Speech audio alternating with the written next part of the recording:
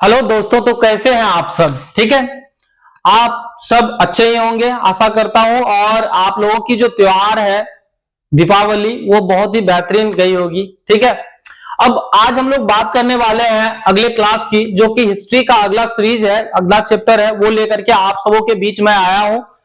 और आज का जो चैप्टर है, chapter number 4, special Bihar NMIMS. ठीक है, जो स्कॉलरशिप की एग्जाम्स है।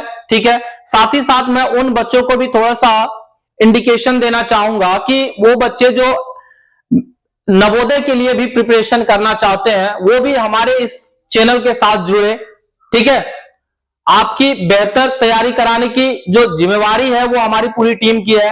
ठीक है, और आपको इस क्लास के जरिए बहुत सारे बेनिफिट्स मिलने वाले हैं।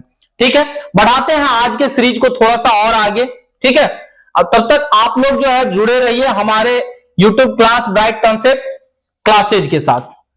बात करते हैं हिस्ट्री के क्लास की, जिनको हम लोग अगले इस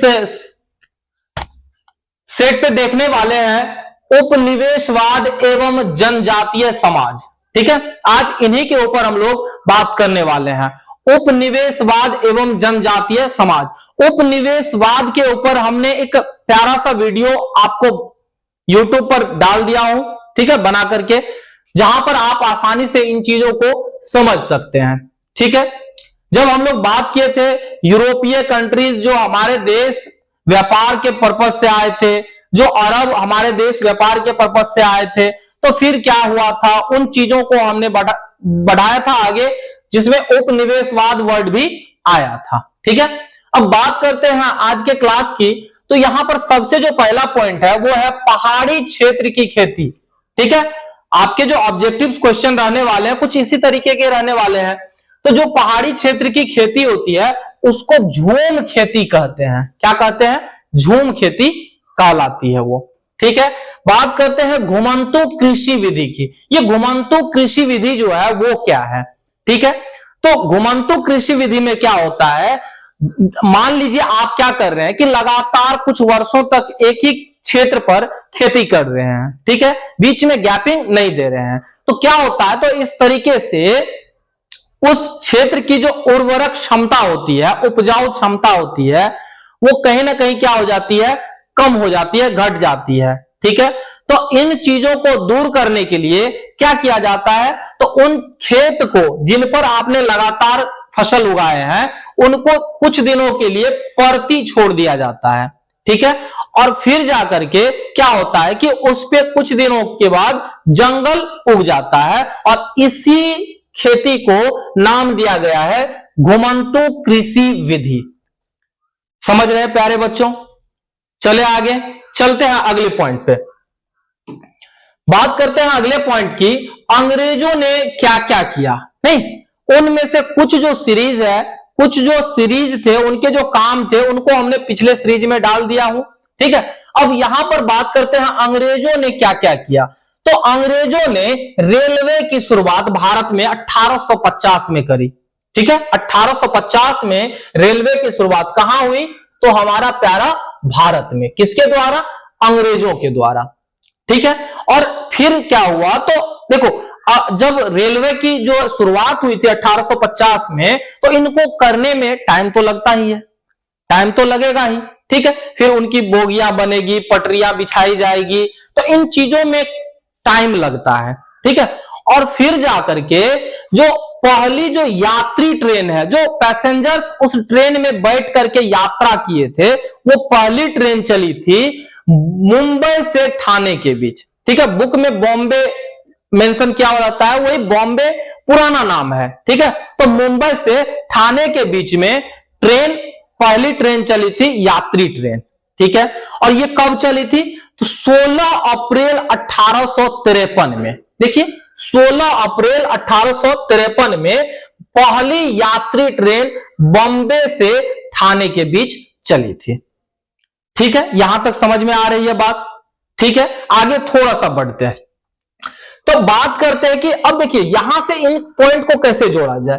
देखिए क्या हुआ कि अब अंग्रेजों ने तो शुरुआत कर दी रेलवे की 1850 में, और फिर 1853 में ये जो पहली यात्री ट्रेन चली है, तो इसके बीच कुछ ना कुछ तो हुआ होगा ऐसा। अब देखिए ट्रेन का जो डब्बे बन रहे थे, वो जो पटरियां बन रही थी, उनमें तो लकड़ी का काम था उस समय। अब लकड़ी जो बिछाए जाने हैं तो वनों की तो कटाई होगी, पेड़ों की तो कटाई होगी, और इस वजह से क्या हुआ कि पेड़ों की कटाई काफी मात्रा में हो रही थी। ठीक है, बोगी बनाने के लिए जो डब्बे बनते हैं उसी को बोगी बोला जाता है। तो डब्बे बनाने के लिए क्या की जाती थी, तो बहुत मात्रा में जो है ना, अधिक मात्रा में वनों की क्या हो रही थी, कटाई हो रही थी। ठीक है, तो इस वजह से जनजातीय विद्रोह भी बढ़ा। हम लोग अगले स्लाइड में इस चीज को डिस्कस करेंगे। ठीक है, तो फिर क्या हुआ, इन चीजों के रोकथाम के लिए, जो भाई अगर पूरा पेड़ ही कट रहा है तो कहीं ना कहीं इस चीज को बैलेंस तो किया जाना चाहिए। ठीक है, तो इन चीजों के लिए नियम कानून बनते रहते हैं। जो यहां पर वन के लिए जो नियम बना वो 1864 में बना था, वन विभाग की स्थापना। सबसे पहले वन विभाग की क्या हुई थी, स्थापना, जो भाई उनकी निगरानी करने के लिए एक जो है ना, क्या बनाया जाए, एक विभाग बनाया जाए। ठीक है, उसी को बोलते हैं वन विभाग, वन से रिलेटेड है। तो वन विभाग की जो स्थापना हुई वो कब हुई, 1864 में हुई। ठीक है, और फिर है 1865 में वन अधिनियम। ठीक है, अगर बात करें इस वन विभाग की तो इसको इंपीरियल वन बोलेंगे, ये जो वन अधिनियम बोलते हैं।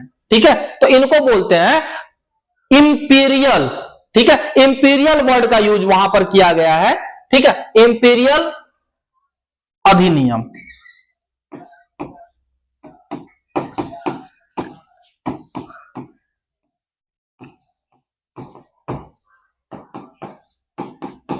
इंपीरियल अधिनियम। ठीक है, इंपीरियल अधिनियम। और वही जो है वो कब हुआ, 1865 में वन अधिनियम। बात समझ में आ रही है। तो क्या ये जो पॉइंट्स थे, सबसे पहली बात, जो अंग्रेजों द्वारा रेलवे की शुरुआत कब हुई भारत में, 1850 में की गई। अच्छा, पहली जो है यात्री ट्रेन कब चली, तो 16 अप्रैल 1853 में। ठीक है, और कहां से कहां तक, तो मुंबई से ठाणे के बीच चली। बात समझ में आ रही है। और फिर इन्हीं चीजों के लिए देखिए, आप इन चीजों को कहानी के तरह समझिए। ठीक है, फिर आपको जो है किसी भी क्वेश्चंस में दिक्कत नहीं होने वाले हैं, इनके अंदर से अगर पूछे जाते हैं तो। ठीक है, और आपको एक पैटर्न सा बन जाएगा आपके माइंड में, तो आपको समझना और भी ज्यादा क्या हो जाएगा कि इजी हो जाएगा। ठीक है, पॉइंट्स बहुत सारे इसमें से निकल सकते हैं। ठीक है, और इनको हम लोग डिस्कशन जो है ना, इनके ऊपर जो भी ऑब्जेक्टिव्स बनने वाले हैं वो तैयार हैं, और बस आप लोगों को एक लाइव सेशन के साथ जो है उन ऑब्जेक्टिव्स को करवाया जाएगा यहीं पर हमारी टीम की तरफ से। ठीक है, मैं खुद लेकर के आऊंगा आप सबों के बीच। तो इसके लिए अभी हमने डेट निर्धारित नहीं किया है। ठीक है, आप लोग शाम के जो 7 बजे कमेंट सेक्शन में आकर के अपना जो है कमेंट कीजिएगा, बताइएगा जो किस दिन जो है जो आप लोग फ्री रहेंगे, उसी दिन इस वीक के अंदर ही हम लोग करने वाले हैं इस चीज को। ठीक है, अब बढ़ते हैं हम लोग अगले स्लाइड पे, बात करते हैं इस टॉपिक की। देखो, अंग्रेज जो 1878 में क्या किया था, तो अब वहीं पे जब अधिनियम बना था, तो अब यहां पर रूल रेगुलेशन जब बनना स्टार्ट हुआ, तो अंग्रेजों ने क्या किया, तो जंगल को 2 भागों में बांट दिया। ठीक है, एक को क्या कर दिया, तो वो आरक्षित घोषित कर दिया। आरक्षित मींस क्या होता है, रिजर्व है भाई। रिजर्व मतलब क्या, जो उनपे पूरा क्षेत्र जो है ना, क्षेत्र जो भी जंगल का हिस्सा है उस पे गवर्नमेंट का क्या रहेगा, अधिकार रहेगा। ठीक है, उसके अंदर बाकी जो आम आदमी, आम नागरिक जो है वो उसके अंदर जो है इंटरफेयर नहीं कर सकते हैं। ठीक है, इस तरीके से उन्होंने विभाजित किया। और यहां पर जो बड़े जंगल थे, उन जंगल को सरकारी जंगल या आरक्षित जंगल कहा गया। नहीं, आरक्षित को इंग्लिश वर्ड रिजर्व के साथ शो करते हैं। ठीक है, तो यहां पर जो है बड़े जंगल को सरकारी जंगल या आरक्षित जंगल कहा गया। ठीक है, ये होती है बात।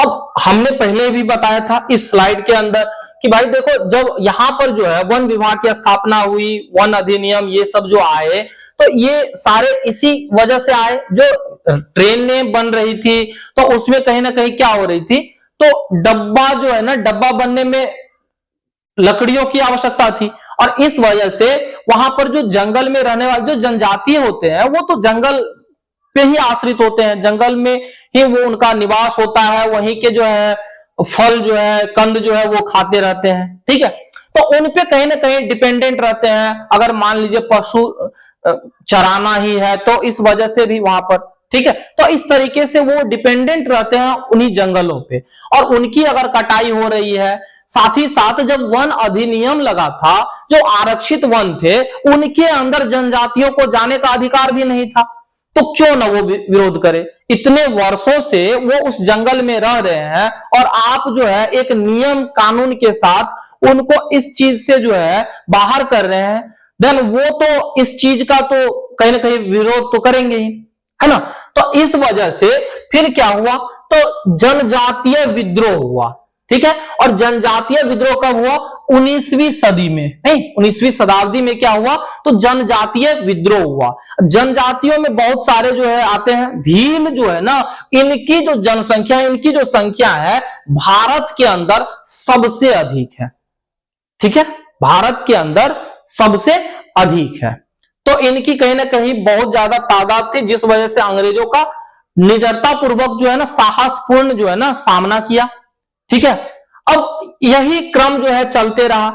उनके पास अब क्या थे कि आधुनिक हथियार थे, जिस वजह से वो कहीं ना कहीं थोड़े से आगे थे इनके तुलना में। लेकिन इन लोगों के पास भी क्या होता था, तीर भाले ये सब होते थे युद्ध के लिए। ठीक है, अब यहां पर देखिए, इन सब चीजों को अगर समझ लिए तो बात करते हैं कि कोयले की खान की, जो कोयले की खान कहां कहां है, तो बहुत जगहों पे कोयले की खान है, जिसमें से दो मेन जो है वो याद रखिएगा, हजारीबाग और धनबाद। हजारीबाग और धनबाद, यहां पर ये दोनों पॉइंट ऑफ व्यू से, आप एग्जाम पॉइंट ऑफ व्यू से इन दो नाम को बिल्कुल ही याद रख लीजिएगा। ठीक है, एक धनबाद और एक हजारीबाग। ठीक है, चलिए बात करते हैं अगले स्लाइड की, चलते हैं अगले स्लाइड पे, और यहां पर एक नाम आता है बिरसा मुंडा।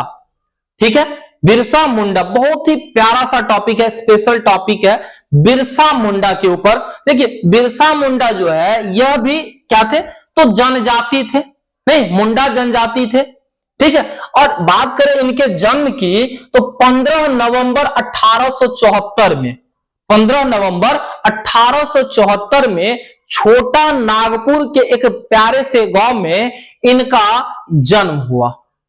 ठीक है, और ये जो है ये स्वयं को भगवान का रूप मानते थे।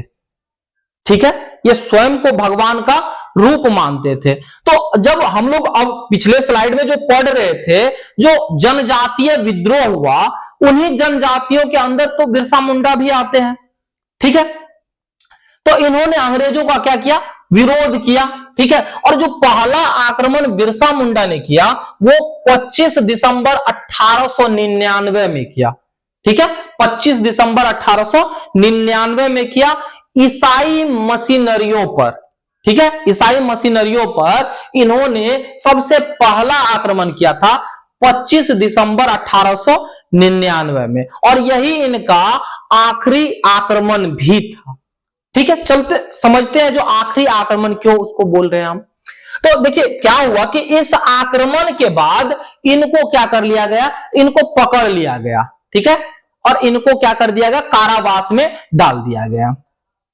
ठीक है, तो कारावास में जब डाल दिया गया इनको, तो वहां पर जो है ये बीमार पड़ गए। ठीक है, और बीमार पड़ गए क्योंकि देखिए वहां पे क्या होता है कि चीजें जो है आपको नॉर्मल वे में नहीं मिलता है, एकदम दूषित पदार्थ भी मिल जाते हैं, खराब रहते हैं खाने पीने की चीजें। ठीक है, उतना ज्यादा तो आपको नॉर्मल जो घर में मिलता है ऐसा तो नहीं मिलता है, तो इस वजह से इनको क्या हो गया, हेजा हो गया। ठीक है, हेजा यही दूषित पानी पीने से, जो गंदा पानी होता है वो पीने से होता है, खराब जो चीजें आप खाते हैं पीते हैं, तो इनसे थोड़ा सा अपने आप को भी परहेज करके रखिए। ठीक है, आप जो है फास्ट फूड, जो जंक फूड वगैरह यूज करते हैं, इन सब से थोड़ा सा अपने आप को क्या कीजिए, परहेज कीजिए। मैगी खा लेते हैं या गोलगप्पा या बर्गर, ये सब, इन सब चीजों से दूर रहा कीजिए, तो आपकी स्वास्थ्य जो है बढ़िया रहेगी। ठीक है, तो चलिए बात करते हैं हम लोग तो यहां पर देखिए, जब 1899 में इन्होंने ईसाई मशीनरियों पर आक्रमण किया था, तो इनको क्या कर लिया गया, बंदी बना करके कारागार में, कारावास में क्या कर दिया गया, डाल दिया गया। और यहां पर रांची जेल में इनको डाला गया था, जहां पर हेजा से इनकी क्या हो गई, तो 2 जून 1900 में, ठीक है, 2 जून 1900 में इसकी क्या हो गई, मृत्यु हो गई। ठीक है, इनकी क्या हो गई, मृत्यु हो गई। अब देखिए यहां पर एक पॉइंट आता है, जो बिहार से झारखंड, ठीक है, बिहार से झारखंड कब अलग हुआ, ठीक है, बिहार से झारखंड, क्योंकि ये जो थे बिरसा मुंडा, ये कहां से रिलेट करते हैं, तो झारखंड से रिलेट करते हैं। छोटा नागपुर, यहां पर जो है ना, छोटा नागपुर का जो पठार है ना, छोटा नागपुर का जो पठार है, इसके अंदर बहुमूल्य जो है ना अयस्क पाए जाते हैं। ठीक है, अयस्क क्या होता है ये आपको पता होना चाहिए। ठीक है, अगर आप साइंस से भी इंटरेस्टेड है तो। ठीक है, तो पठार जो छोटा नागपुर का है, तो ये अयस्कों से भरा हुआ है। ठीक है, तो यहां ये जो है ना झारखंड में पड़ता है। ये छोटा नागपुर कहां पड़ता है, ये पड़ता है झारखंड में। ठीक है, और इस झारखंड में इसके बहुलता की वजह से लोगों ने डिमांड किया कि भाई इनको क्या किया जाए, बिहार से अलग किया जाए। क्यों, क्योंकि बिहार में बहुत कुछ है नहीं। ठीक है, झारखंड में बहुत सारे जो है ना नेचुरल जो है ये सारी चीजें अवेलेबल है। ठीक है, तो बिहार से जो झारखंड अलग हुआ वो 15 नवंबर 2000 में अलग हुआ था। ठीक है, चलिए बात करते हैं अगले स्लाइड की। बात करते हैं अगले स्लाइड की। तो आप देख रहे हैं कि आपका जो ये जो चैप्टर था, ठीक है, उपनिवेशवाद, ये कंप्लीट हो गया और इसके अंदर से सारे क्वेश्चंस आपको बन जाएंगे। ठीक है, अब आशा करता हूं कि आप लोगों ने इस वीडियो को काफी एंजॉय किया है। ठीक है, और आपकी पूरी तैयारी कराने की जो हमारी जिम्मेवारी है हमारी टीम की, वो हम लोग भी उस चीजों के लिए आगे बढ़ते जा रहे हैं। बस आप जो है इसी तरीके से हमारे साथ जुड़े रहिए और अपने रिजल्ट को, अपने सीट को कंफर्म कीजिए। ठीक है, बात करेंगे हम लोग अगले क्लास की। नेक्स्ट टाइम हम आपसे मिलते हैं, तब तक के लिए जय हिंद, जय भारत।